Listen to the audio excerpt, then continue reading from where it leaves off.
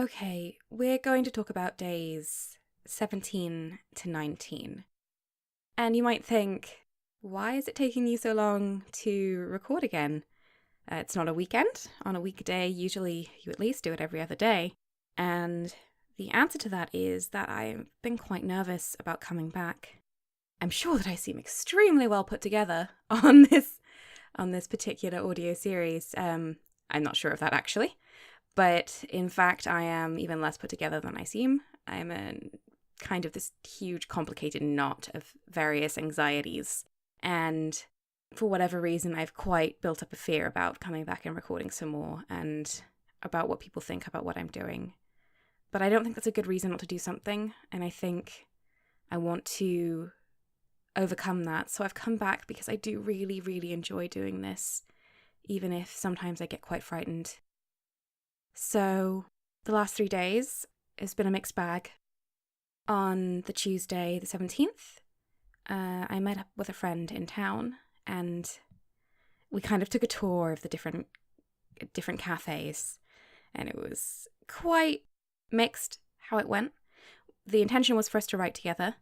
And first we decided to be very brave and go to a cafe we'd never gone to before, which was a big thing, especially for me. I'm not great at going to places I haven't been before. And it was the kind of place that's trying to be really, really cool. Like they'd blacked out the name of the cafe, like only people who are in the know it or whatever. But I mean, it has an A board outside that says what it is, so it wasn't incredibly secretive. But it had a really terrible menu, and all I could in fact get to drink was a juice box, which they kindly gave me a glass to squeeze the juice box into. And I was like, yeah, thank you. I liked the lighting. It was very kind of cold and dark and chill, which is really nice right now. But they'd put fresh lilies on every table, which I guess some people might like the smell of, but to me it just smells like death. And I found I can be very overstimulated by smell, and I was very overwhelmed by that particular smell. And the only people who seemed to be in there were people who worked there, so there's like these crowds of people coming in and out of the back and discussing business of the cafe, and it was like, where are the normal customers? And I felt very out of place.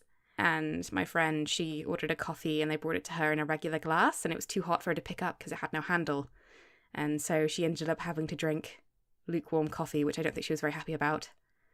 So that was a bit of a bust, and I asked if we could leave after we'd been there for sort of an hour. And we moved on, and we were going to move on to a cafe I did know that I'd only been to once recently, again in a push to try and go to more places, and it was called Barista Cats. And obviously that appealed to me, being a obsessed cat person. And they had really nice food and nice drinks, and the people there were nice, and there was artwork by people from a local mental health group doing pictures of cats on it that was for sale, and I just liked all of that.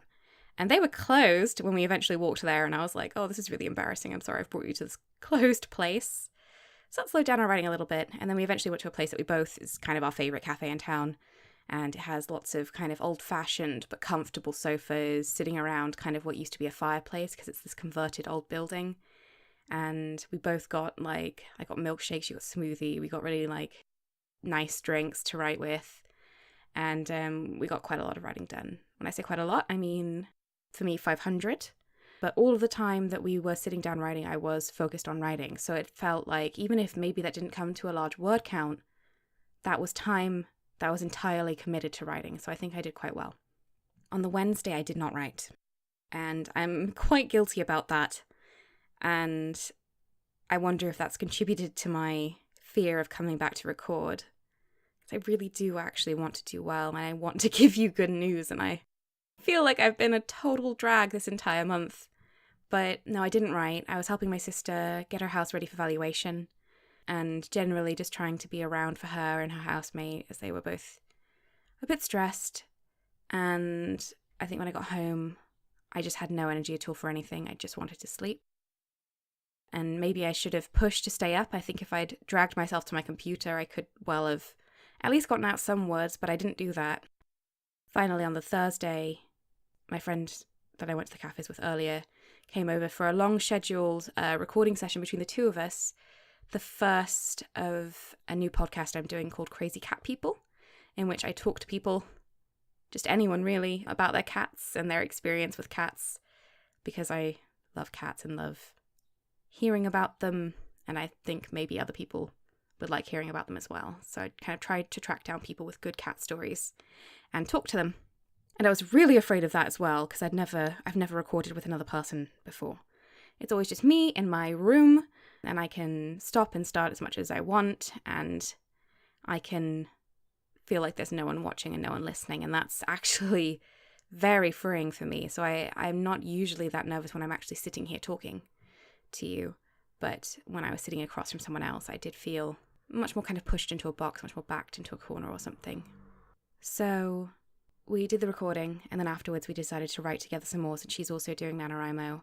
I spent more time writing than she did. She was playing a game on her mobile phone, and I think she's gotten into a place of deep obsession with that. You should be warned, don't start new video games when you're trying to complete a writing challenge. It will be even more of a temptation than it would be normally, because of course it allows you to procrastinate on your writing. So while she was playing her mobile game, I was writing, but she writes much faster than me, so she did catch me up. I only wrote 350 words, but I felt quite good about those words and about that experience. I could probably have written more in the evening, but I did not. And that takes us to today, where I'm hoping that today I will get a lot of writing done.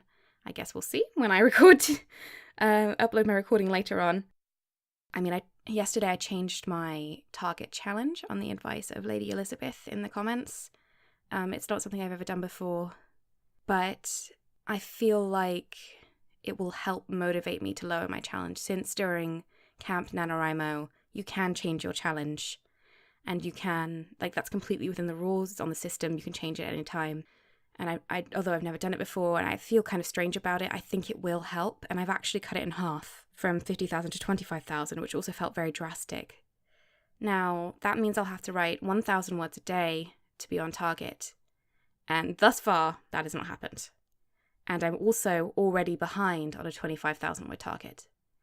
But my thinking is that I'm not as behind. I can catch that up if I were to put my head down. So hopefully I will do that. Anyway, thank you so much for listening.